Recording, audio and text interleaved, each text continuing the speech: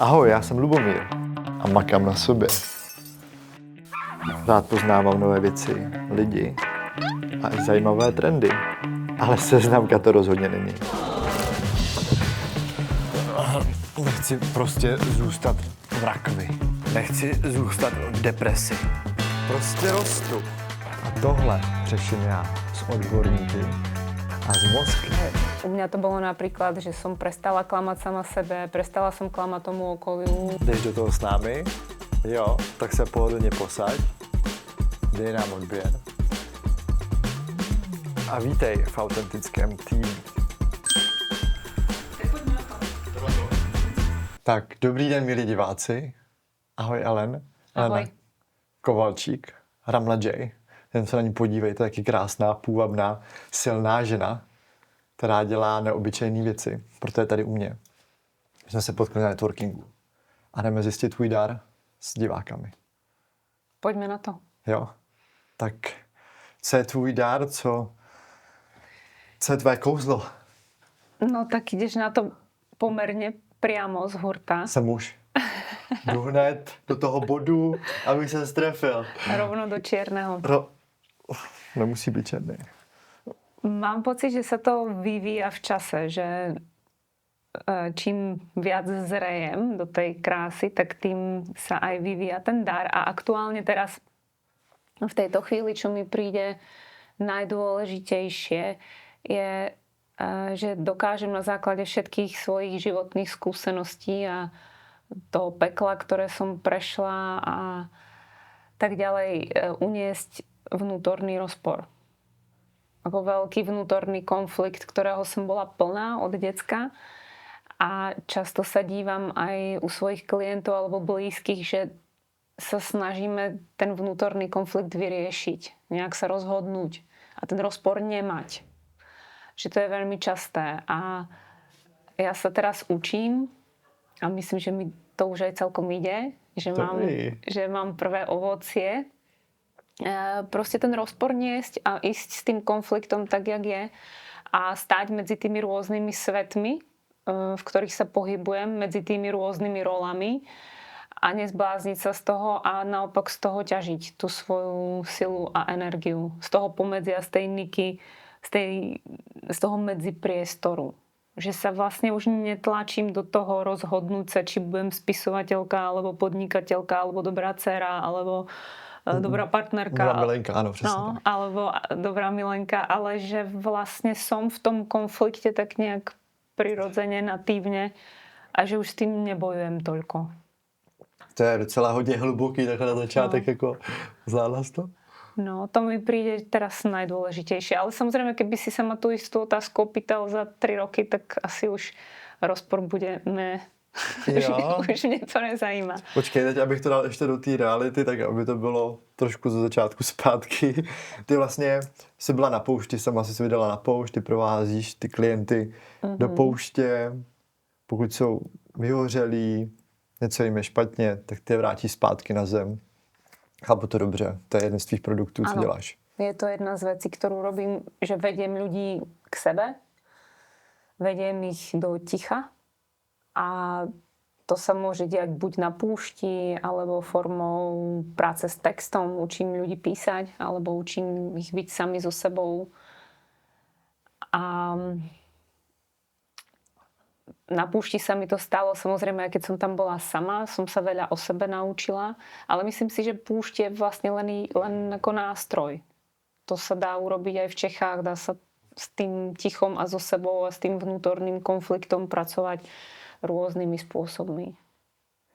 A když se zeptám, ty jsi byla na tom dnu, to se tak jako lidi o tom moc jako nemluví rádi. Co to znamená pro tebe dno?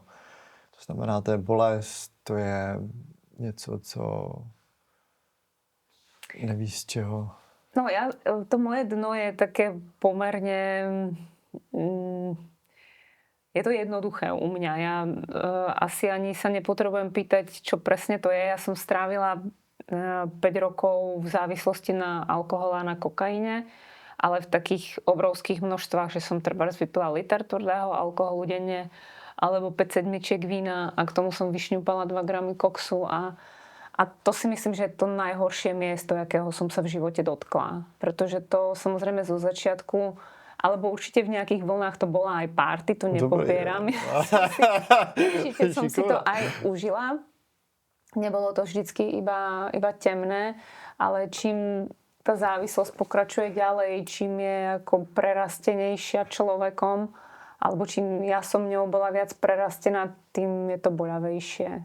A je to v podstate kombinácia vypínania sa chlastom a nabudzovania sa koksom, aby som zvládla ten výkon.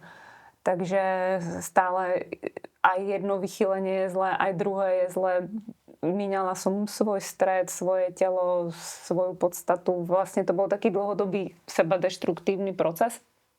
A myslím, že tam som sa naozaj skontaktovala s najväčšou temnotou, akú som kedy v živote zažila. A odvtedy, to je 7 rokov dozadu, v určitých vlnách samozrejme sa mi vracajú nejaké pocity z toho, ale všetko už v porovnaní s tým, čo som zažila vtedy, tak je selanka. Už je to teraz vlastne stále pekné, keď to preženiem. Aj keď aj teraz sa niekedy mám zle, ale vôbec sa to nedá porovnať s tou bolesťou vtedy. A ty si byla ta, která si řekla a dost, anebo ti to řeklo okolí? Tak okolie mi to dlho naznačovalo, niekedy menej priamo, niekedy viac priamo, ale myslím si, že u tej závislosti tam musí dospieť ten človek. Ja som tam tiež potrebovala dojsť sama do toho miesta, že už to chcem zastaviť. A ja som to samozrejme chcela zastaviť celú dobu, len som veľmi dlho verila, že sa mi to podarí samo a ono to už samo nešlo. Že som vždycky na chvíľku prestala, potom sa to vrátilo znovu a chcelo to odbornú pomoc. Takže ja som bola 5 týždňov v liečbe, ale nie v ústavnej. Bola som v súkromnom sanatóriu.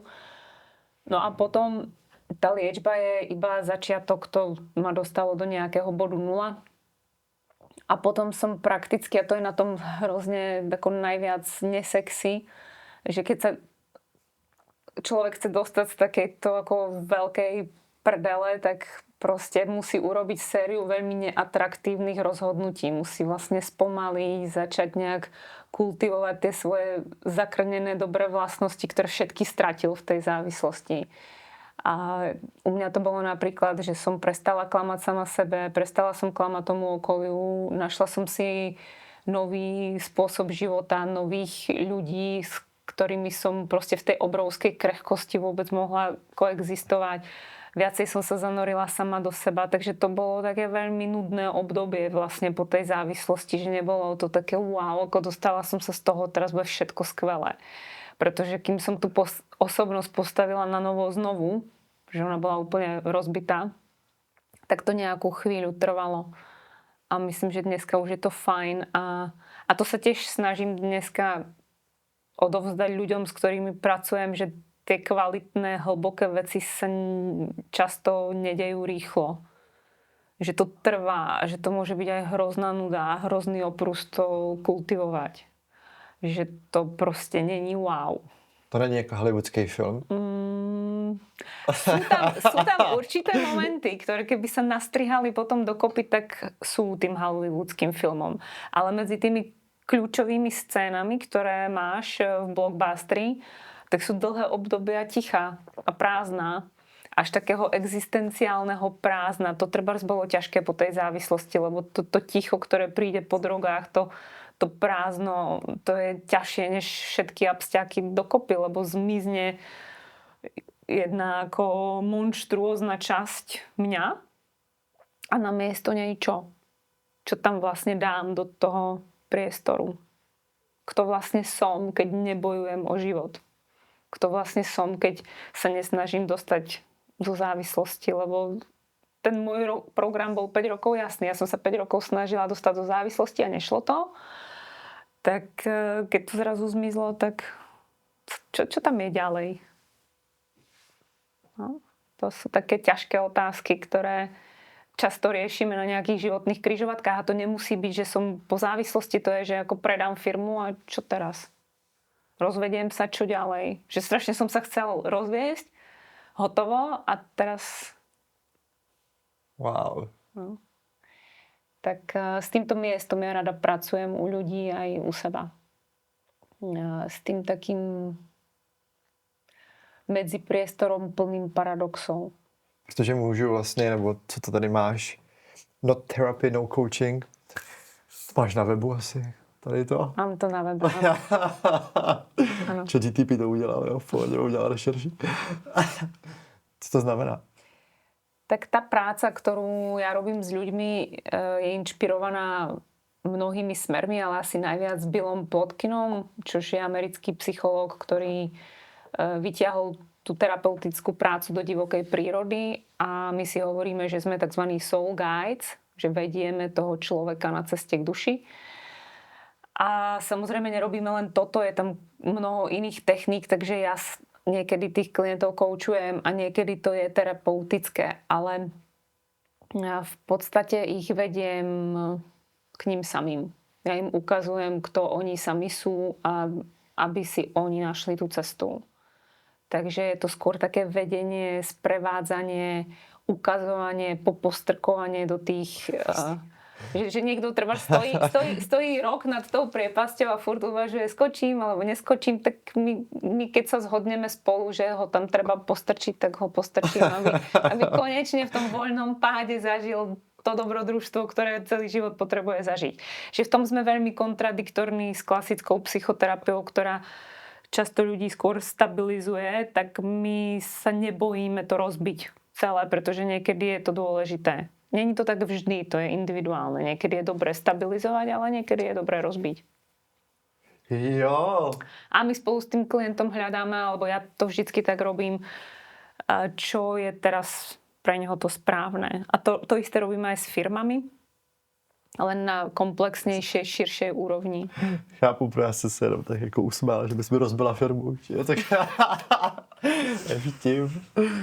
No a nějaký zajímavý příběhy, jakože který fakt si řekneš wow, změna, cokoliv, co tě ví. No mne najviac wow teraz v tejto chvíli, lebo ja sa tej práci venujem už dlho a okrem toho teda ešte sa venujem rodinnej firme, ale to je iný príbeh.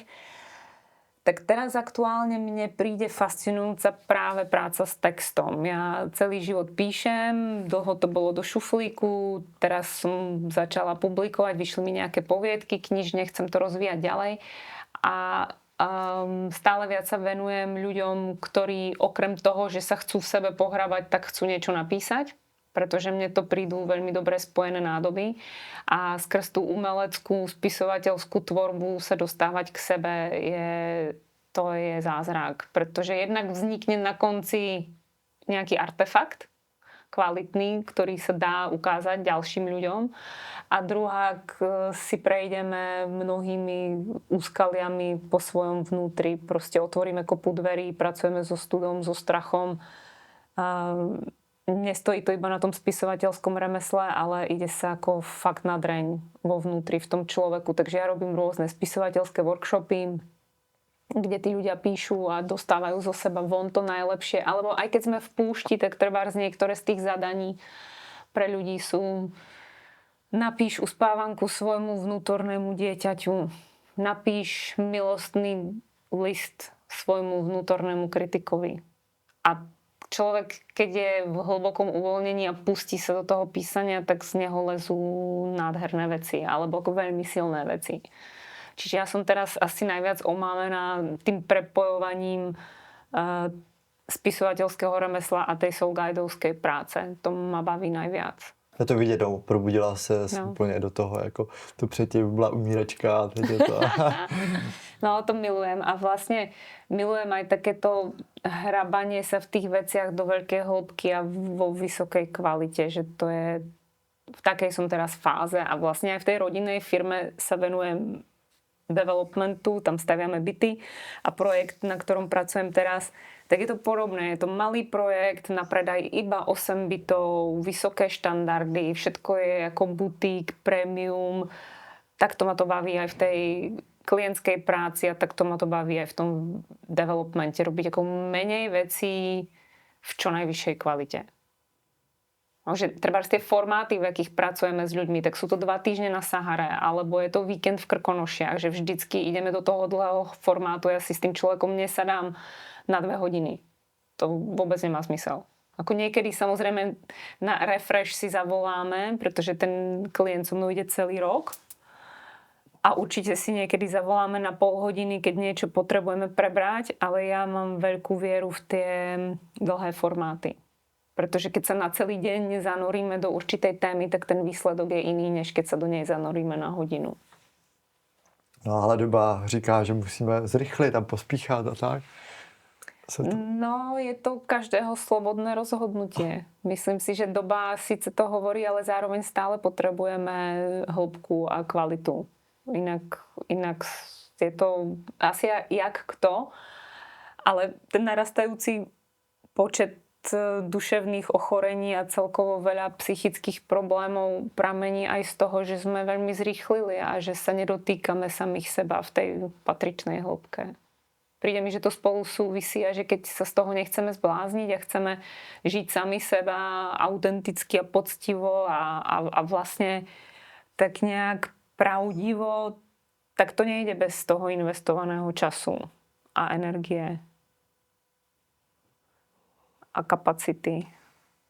Takže keď sa ti narodí dieťa, tak ty nemôžeš z toho decka urobiť dospelého človeka za 2 roky. To nejde. V tú prírodu vlastne nemôžeš oklamať, tak s tým dieťaťom ideš nejaký čas a trvá to spravidla tak 20 rokov, kým ho môžeš vypustiť z domu, niekedy 15, niekedy 25. Ale to trvá. Alebo ti v prírode nevyrastie strom vysoký za rok. A v tom na tieto veci ja sa sústredím a tam sú tie dlhé časy jednoducho. OK, a jako tohle je hodně jako takový hluboký. A co technologie? Se kámoši, nebo jak vidíš technologii? Používam, tak ja ten projekt stavebný, v ktorom teraz som, tak myslím si, že bez umelej inteligencie tam by to pre mňa bolo ťažké, lebo ja nemám technické vzdelanie a to mi samozrejme v biznise vždycky trochu chýbalo, lebo ja predtým, než som sa začala venovať tejto, nazvime, soulguidovskej lektorskej práci, tak som bola v IT biznise dlho, v podstate 20 rokov.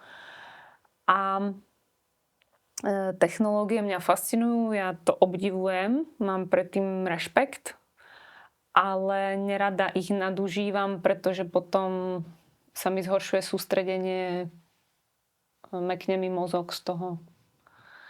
Dobrý. No, vidím to, že keď som na mobile veľa, alebo mala som samozrejme aj ja fázu, kedy som s umelou inteligenciou som sa pýtala na všetko, lebo mi to prišlo úplne úžasné ju testovať, jak funguje, ale vyprchalo to podobne, jak so sieťami to vyprchalo, že sa väčšinou tá technológia preženie mojim životom a potom sa usadí na nejaké svoje miesto. A tam už potom zostane. No, že ja som na Facebooku raz do týždňa, alebo teda na sieťach, lebo raz do týždňa robím príspevky a to mi úplne stačí. Pretože potom mne vlastne vadí do toho stále čumieť a nesústrediť sa na tie podstatné veci. Takže a myslím si, že u seba obzvlášť som citlivá na ten závislostný vzorec, že ja keď sa začnem dotýkať tej závislosti, ak si to pamätám z tej minulosti, tak mne v tom vlastne není dobré. Ja už som tam bola, už to nezaujíma. Vlastne mňa už nezaujíma tá špirála, ktorá sa furt roztáča do toho ako väčšieho a väčšieho užívania čohokoľvek, či to je technológia, alebo vzťah, alebo jedlo, tak ja v nejakom bode už mám proste nechci. Že už som tam bola. No a teda ty klienti, co za tebou chodí, tak to jsou jaká věková kategorie, se dostáváme k tomu rodinnému biznisu. Bych chtěl protože děláš zajímavý biznis, to znamená, že vyhořelí podnikatelé nebo podnikatelé, kteří mají hodně majetku, tak nemají komu to předat, nikomu se nevěnovali asi. Ja myslím, že ten spoločný menovateľ není ani vek, ani pohlavie. Je to skôr u mňa konkrétne, pretože každý v tej našej firme, každý ten konzultant, soul guide má trochu iný profil. My sme všetci pôvodne z biznisu a teraz sme v tom biznise naspäť len trochu z iného miesta. A tá moja špecialita je pracovať s ľuďmi, ktorí sa cítia nepatrične, lebo ja sa celý život tak cítim, takže oni ani nemusia mať nejaký fatálny problém zdravotný, alebo finančný, alebo vzťahový, ale sú outsideri. Pretože ja som celý život outsider, sa tak cítim, aj keď tak trebárs nepôsobím a často som aj bola predsedkyňa triedy a podobne, že vlastne som tým lídrom, ale vo vnútri sa cítim nepatrične, pretože som nikdy nezapadala do žiadnej škatulky. Bola som príliš citlivá na to, aby som robila biznis, príliš racionálna na to, aby som mohla robiť spiritualitu, furt tam niečo ako nesedelo. A necítila som sa dobre v žiadnej tej škatulke. Aha. A vlastne ma aj vytáčalo, keď som začala byť viac vidieť, že musím písať to bio všade a niekde sa ako do také škatulky zaradiť a povedať, kto som, teda či som podnikateľka, alebo spisovateľka, alebo som teda ako lektorka, alebo koučka, alebo čo to je. A mne tie krabičky nerobia dobre. A myslím si, že sú aj iní ľudia na svete, ktorí trebárs sú v niečom úspešní, ale stále v nich žije nejaká časť, ktorá je menej videná, menej počutá, menej rozvinutá a oni túžia tú svoju časť dostať na povrch. Tak to sú moji klienti. Príklad, nech som konkrétna, tak je to človek, ktorý celý život robí IT, ale v kútiku srdca je to umelec a chce maľovať a potrebuje prejsť tým procesom, jak ten coming out urobiť. Tam je to niekedy hrozne ťažké, obzvlášť keď nám tie veci idú, keď sme v tom dobrí, v tej jednej svojej polovici. A ja s nimi potom nepracujem tak, že tú jednu polovicu zahodíme a necháme vykvitnúť tú druhú polovicu, ale vlastne snažíme sa tú druhú nechať vyrásť a zaintegrovať do tej prvej, aby to celé fungovalo bez toho, aby sa všetko rozpadlo. Niekedy sa teda všetko musí rozpadnúť kvôli tomu, to sa deje. Ale potom sa to vzorce, ktoré sme si nejsou naše, ale sú kolem toho. Tak, ale potom sa to zase zloží dohromady. Čiže moji klienti sú hlavne takí ako jemne vychýlení v niečom ľudia. Samozrejme, môžu byť ako ľahko neurodivergentní, ale pracujem so zdravými ľuďmi. Čiže sa nebavíme o vychýleniach, ktoré by boli medikované, nenahrádzam nejakú psychiatrickú pomoc. Len väčšinou je to človek, ktorý je ako nejak ujetý. Asi by som to zjednodušila. Tak asi aj preto tu sedím. Asi aj preto to ne, to jako zase bych to jako tolik neříkal ujetě, nebo nějak neschazoval. Spíš nerada se prodáváš, dal jsem ti nepříjemnou otázku, jsem viděl, že s tebe to tak jako takový jako pro koho to je, jako... To je skôr o tom, že ja som si vlastne tento svoj najväčší dar alebo schopnosť tým ľuďom byť oporou uvedomila až teraz nedávno, že ja som to tiež dlho hľadala. Ja som vlastne dlho nevedela, čo je tam moja najväčšia pridaná hodnota, to moje USP. A myslím si, že ten dar je ako porozumieť outsiderom. Okay. Ja ich na tom svojom webe, ešte krásne anglické slovo outlier, ktoré sedí ešte lepšie.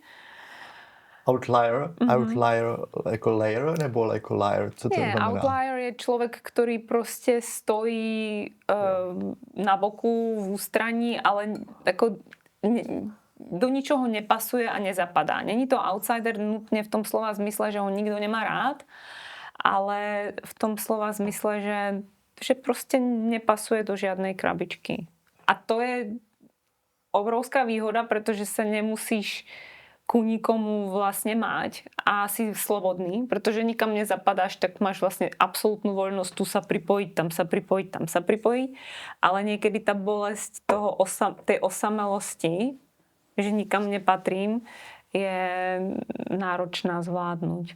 Jo, a než jsme se o tom možná bavili, já jsem projektor třeba. Jo, a já potřebuji míň a tak já si nikam nezapadnu a zapadnu všude. Mm-hmm. Upřímně nevím, z čeho to je, jak to je, nebo to je tak typ osobnosti, nevím. No, to je human design. To je human design. No, tak ja to takto asi úplne nejdem cez tie typológie, skôr pracujem s tým, čo tí ľudia prinesú, ale vieš, pre niekoho to, že nezapadám, je úplne komfortné. A pre niekoho to je v určitej fáze života veľmi bolestivé a treba sa na to pozrieť. Alebo je zaujímavé to rozvíjať. Že trebárs u mňa to bolo dlho tak, že to fungovalo a zároveň ma to trápilo a keď sa mi v tom podarilo celom zorientovať, tak sa mi uľavilo. Že už nemusím robiť veci, ktoré nechcem. Len preto, že to robia ostatní. A už nemusím sa hrať na to, že som niečo, pretože kľudne môžem byť viac vecí súčasne. A je to OK. Jo, děkuji. Už nemusíme to dál rozpitlávat, protože mi z toho zní takový ten pocit toho, že jsem jako ve škole nebo jsem jako doma a ty musíš tamto, ty jsi tamto a ty víc nebudeš, ty to nedokážeš. Možná to je můj mindset třeba, neříkám tvůj, ale to bylo něco takového škatulkování, lecej. Jo, to když děláš firmu, já třeba když dělám firmu, tak vidím, že to není možný, jak je to možný. Říkám, prostě to je možný, bude to fungovat. Jak to prostě nejde. No a co ten rodinný biznis? To mě taky zajímá. Tak rodinný biznis, ja som z rodiny inžinierskej. Aj moji rodičia, aj moja sestra majú technické vzdelanie. A tam možno nastal taký prvý rozpor, že som sa narodila ako básnik do inžinierskej rodiny. Aspoň tak som sa tam vždycky cítila, že som trošku mimo, ale možno to bolo len pocitové, možno, že oni to vôbec tak nevnímajú. A rodičia sa celý život venujú podnikaniu a sestra pracuje v stavebnom biznise, čiže ja som sa dlho voči tomu vymedzovala, šla som na humanitné vedy, potom na ekonomku, potom som vždycky tak sa snažila chodiť okolo toho, čo najďalej. A teraz máme spolu firmu, s ktorou práve staviame byty a funguje to skvele, pretože nastal ten správny čas. Mi príde, že to skôr nešlo.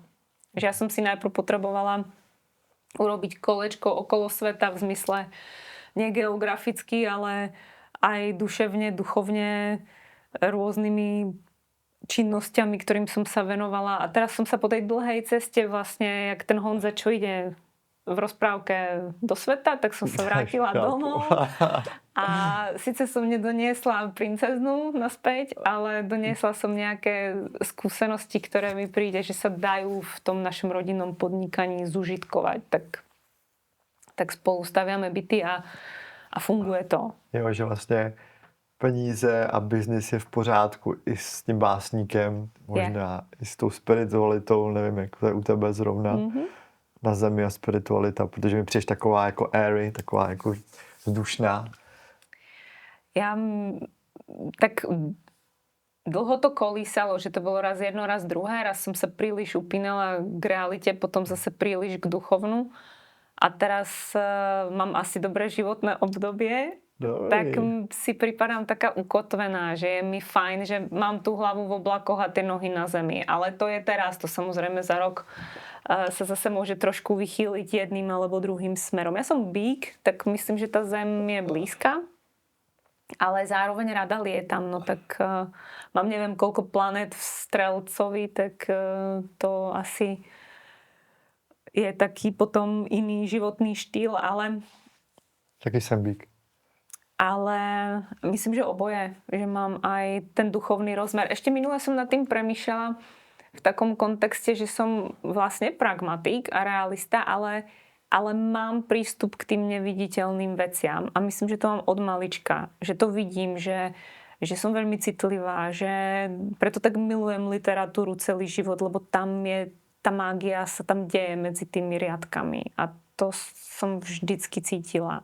Alebo v prírode to, jak sa dokážem uvoľniť a byť tam šťastná a mať tam až také možno spojenie s niečím, čo ma presahuje. To sa mi v prírode deje od malička.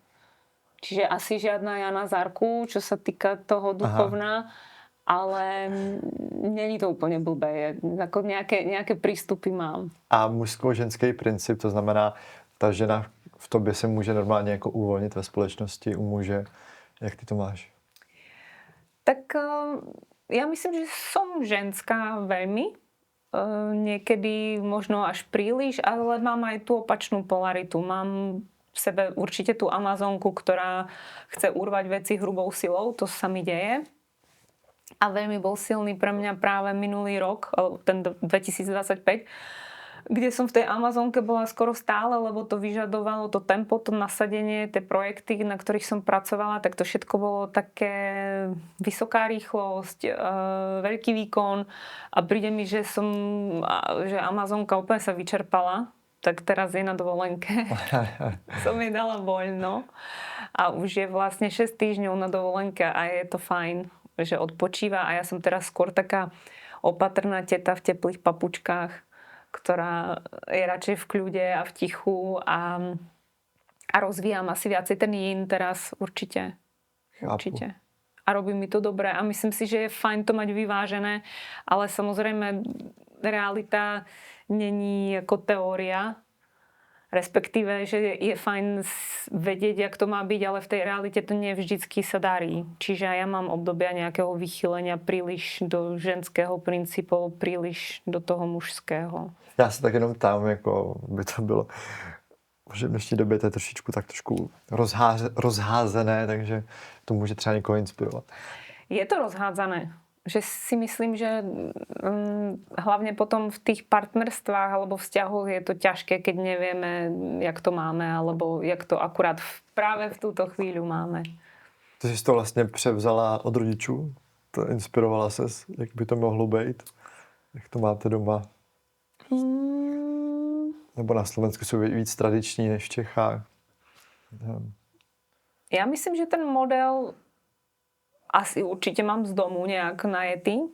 To súhlasím. A môj otec je veľmi silný typ chlapa. Úspešný, mocný. A mama ale je tiež ako úspešná a mocná. ale nie tým mužským spôsobom. Ona ho fakt celý život podporuje. Ale sú veľmi vyrovnaný pár. Že si myslím, že ona má tú ženskú silu a on má tú mužskú silu. A ja samozrejme som mala určitú fázu života a je to vývoj vždycky, že som treba aj s týmito mocnými chlapmi sa snažila súťažiť a to bolo blbé. Jo? To mi moc nešlo. Ale stále som nad nimi chcela vyhrať a to vlastne bolo také náročné. Veľmi to bolo vyčerpávajúce. Ale teraz už s nimi sa snažím viac kooperovať a prináša to oveľa lepšie výsledky než tá rivalita, pretože... Ale mám pocit, že som si tým musela prejsť, že som asi nejak podvedomo chcela aj dokázať tomu svojmu otcovi niečo, že som dobrá, no, že som dosť. A on to po mne teda nikdy nechcel, aby som niečo dokazovala, ale ja som to tak si asi interpretovala, že by to tak malo byť. Že potrebujem vlastne ukázať ten veľký mužský typ úspechu, aby som za čo stála. Takže jsi vlastně dobrá taková, jaká seš, máš tu přidanou hodnotu a nemusíš někomu nic dokazovat. Teraz áno, teraz mám také dobré obdobie, kedy to je presne tak, jak to popisuješ. Ale ja myslím, že v tom veľkom napätí, keď sa do ňoho dostanem, keď som trebárs ako chorá, alebo slabá, alebo je toho moc, no tak samozrejme, že naskakujem niekedy na tie vzorce, kedy zase súťažím a kedy idem hlavou proti múru. To sa deje stále.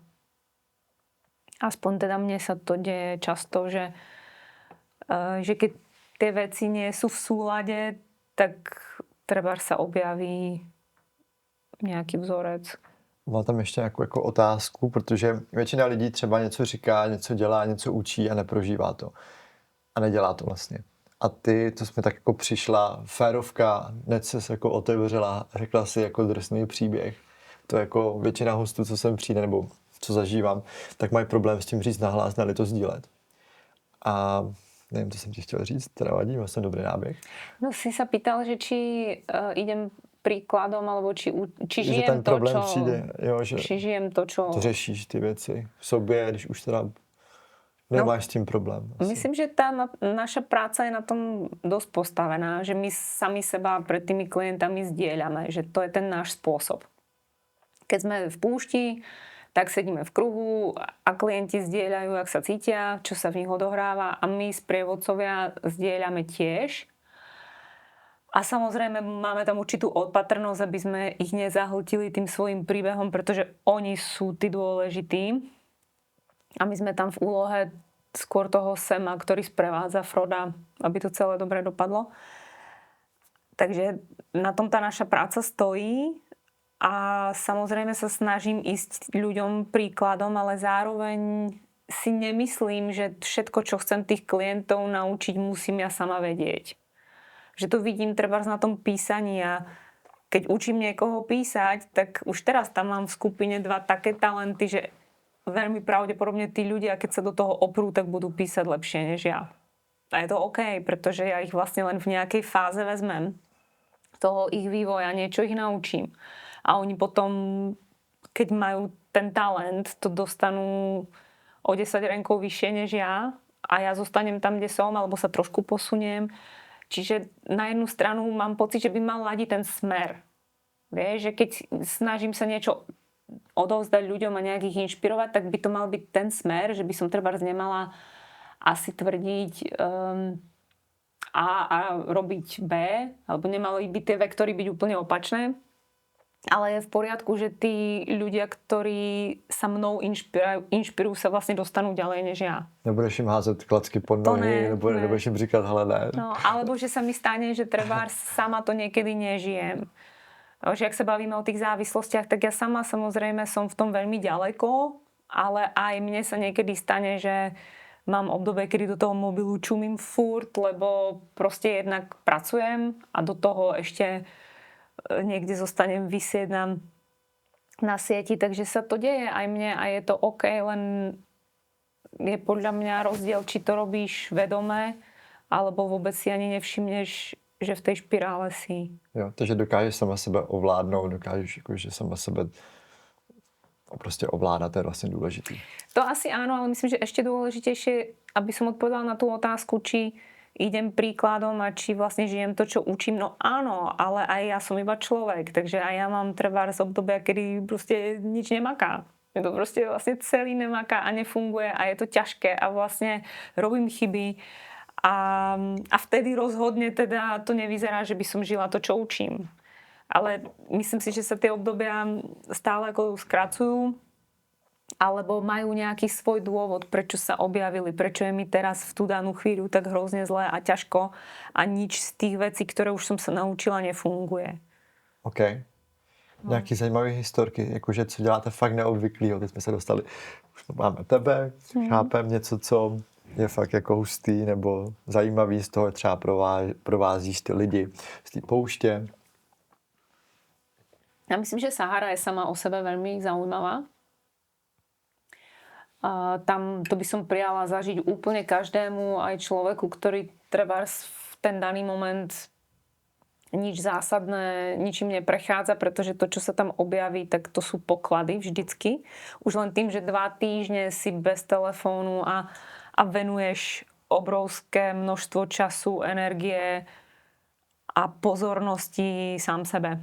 Nerušene s podporou skupiny a tých sprievodcov. To je veľmi unikátne. A myslím, že tá unikátnosť nám potom presakuje aj do tej práce, ktorú robíme v Čechách, lebo tým, že sme tam už toľkokrát všetci boli, že sme strávili dokopy na tej Sahare 1000 hodín a že sme strávili 1000 hodín v tej práci s ľuďmi a v prírode a v tej veľkej hĺbke, tak my máme schopnosť tých klientov do tej hĺbky veľmi rýchlo dostať. No tak dobrý, tak je to rýchlej tak.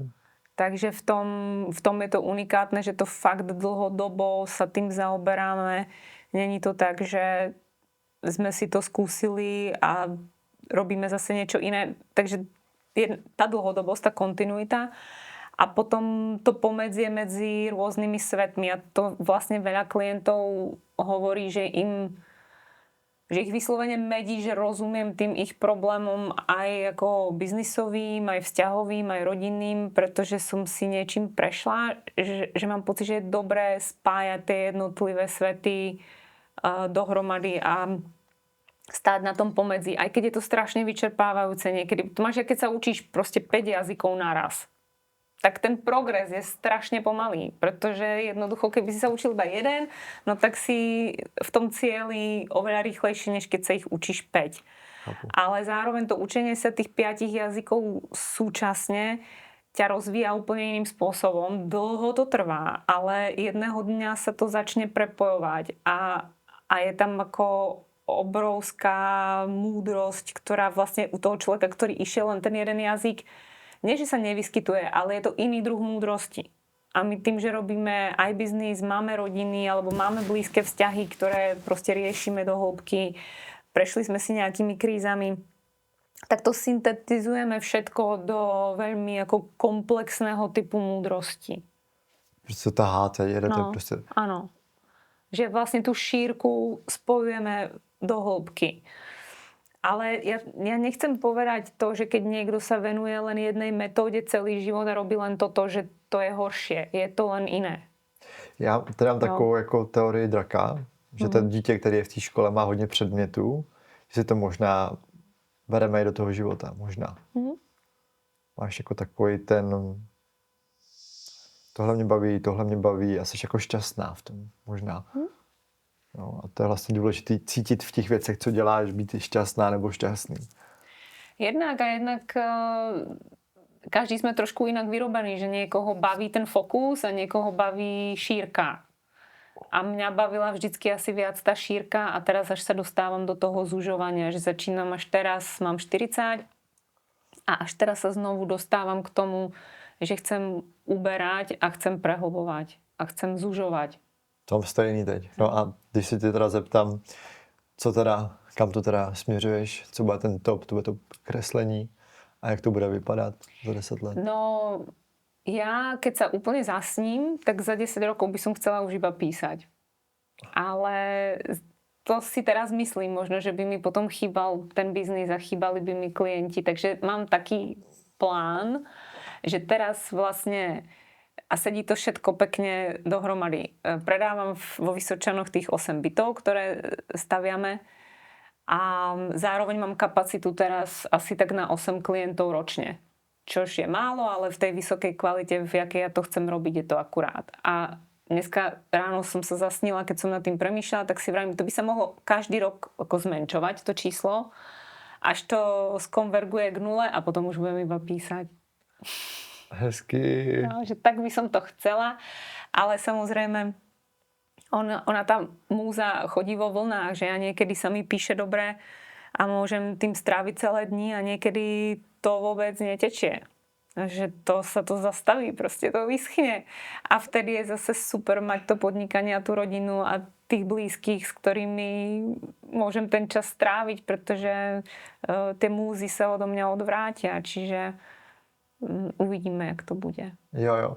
Ještě mi tam, děkuju, ještě mi tam napadla ta otázka v tom ten rodinný biznis, protože pomáháte tím podnikatelům. To mě zajímalo, jak to jako vypadá ten proces toho, když to nemá komu předat. Jaký jsou tam příběhy? Třeba nějaké 2 příběhy, co bys z toho mohla Robili říct? sme generačný transfer, určite. A tak to je typický ako dobrý prípad pre nás ako pre firmu, pretože okrem toho, že sa pracuje s veľkým majetkom a s firemnou kultúrou, ktorá sa zásadne mení, keď prechádza na toho následovníka, že ten zakladateľ je nejaký typ lídra a potom ten syn alebo dcéra je úplne iná osobnosť a celá tá firma sa musí prestaviť a zmení sa všetko, aby to mohlo vôbec fungovať. A teraz ten konflikt medzi tými zakladateľmi a tými potomkami býva väčšinou veľmi boľavý. A niekedy sa trebárs tí ľudia spolu nebavia, alebo sa nejaký čas spolu nebavia. Takže je tam kopu takej psychologickej práce okolo toho, v čom si myslím, že sme dobrí. Dávate dokupy ty lidi. Ale zároveň sa snažíme z toho nového lídra, z toho mladého, a tak on nemusí byť mladý, tu môže byť proste rôzne, človek v rôznom veku, lebo niektorí tí zakladatelia majú trebárs problém odísť, ešte majú 90, ešte stále nechcú odísť, čiže tí následovníci už vlastne tiež nie sú mladí, lebo majú 50 alebo 60. Ale ide o to, aby ten nástup sa pochopil, kto vlastne je a mohla sa tá firma podľa toho od začiatku postaviť. A nemuselo sa ísť metódou pokus omyl, jak v tej prvej generácii. Takže sú veľmi zaujímavé projekty. Ja tým sama prechádzam trochu u nás doma, hoci tam není veľmi jasné, jak to bude s tou firmou mojich rodičov, ale veľmi pravdepodobne ja už sa na tom nebudem do budúcna účastniť. Že my sa to snažíme u nás urobiť tak, aby sa všetok ten technický biznis uzavrel v správny čas, aby vlastne už to ako na nás neprešlo, na mňa a na sestru, pretože my sa tomu ani jedna venovať nechceme. Že samozrejme bolo v hre, že by sme to nejak prevzali a v tom pokračovali, ale my sme typický príklad tej rodiny, kde sme zvládli odolať, alebo moji rodičia zvládli odolať tomu pokušeniu nám to napchať. A my sme zvládli sa postaviť a povedať, my to pravdepodobne asi ako nebudeme chcieť robiť. A to je strašne ako boľavé miesto a ja obdivujem úžasne svojich rodičov, že oni ako majú tú veľkú pokoru v sebe a nechcú to na nás hodiť a povedať, tak my sme to vybudovali a vy musíte pokračovať, pretože to by bola väčšiná škoda, keby ste nepokračovali. Oni sú vyrovnaní a zmierení s tým, že my pokračovať nebudeme, aj keď samozrejme v niektorých veciach asi pokračovať budeme, tu nebudem zachádzať do detailov, ale je tam taká ako veľká triezvosť v tom vnímaní situácie. Ale není to tak vždycky. Mám blízkych a mám aj klientov, kde to pokračovanie beží a je to super a má to svoj zmysel a funguje to. Takže happy endingy byly. Áno, ale ten happy end môže byť aj to, že to nepokračuje, chápeš? Jo, takhle, prvé ja som vlastne zapomněl, že to taky existuje. No, že vlastne sa nedohodnú tie generácie a povedia si, OK, tak to predáme, alebo to necháme umrieť a narodí sa niečo iné a tie deti budú umelci alebo budú učiť na výške, proste budú mať tie svoje povolania, ktoré budú milovať a je to OK. Jo, alebo sa to proste prodá. No, alebo sa to predá, presne. Takže ten happy end práve je podľa mňa v tom, že tá rodina to zvládne a že sa nerozhádá a že z toho všetci odídu nejak obohatení vnútorne, pretože aj pre toho zakladateľa môže byť veľmi obohacujúce sa toho svojho biznisu na záver vlastne vzdať. A ako nájsť v sebe tú pokoru, že toto som vybudoval a toto teraz do toho sveta niekam ďalej posuniem a nebudem na tom stavať celú svoju identitu, že som vybudoval firmu. Pretože to je aj tak iba časť mojej identity. To je nejaký to ego, ne? No, môže to byť, ale tak myslím si, že keď celý život buduješ firmu, tak to prerastie aj do tvojej duše, že to není ako iba ego. Ale to bol len príklad, že treba pre toho zakladateľa môže byť happy end to odovzdať. Hezky. Aj keď možno chvíľku boľavý, ale happy end. No, tak já děkuju, no. To bylo takový hutný, to bylo. Hezký. No a o čem teda teď píšeš? Romantika nebo něco? No ja mám rozpracovanú rodinnú ságu, ktorá je čiastočne autofikciou. Je tam určite do istej miery použitá moja skúsenosť, ale všetky ostatné postavy sú vymyslené. No a uvidím, jak to pôjde. No ide mi to veľmi pomaly, ak mám veľa iných vecí. Takže je to také pomalé a je to prvý veľký formát, ktorý píšem, pretože ja som to teraz robila hlavne poviedky, básne a blogové také úvahy, eseje, fejtóny. A myslím si, že tie krátke formáty už mi celkom idú. Ten dlhý formát je pre mňa náročný sa skoncentrovať na tú kontinuitu. Ale nevzdávam to. Teraz chcem práve celý víkend budem písať piatok, sobota, nedeľa. Celé 3 dni, lebo organizujem tzv. Skribeton, čo je ako spisovateľský maratón, kde s ostatnými autormi sa zavrieme a 3 dni v kuse píšeme. Tak to určite pohnem s tou knižkou teraz. Ale musela som si na to vymyslieť workshop, aby to proste makalo trošku. Taká motivace. Tak.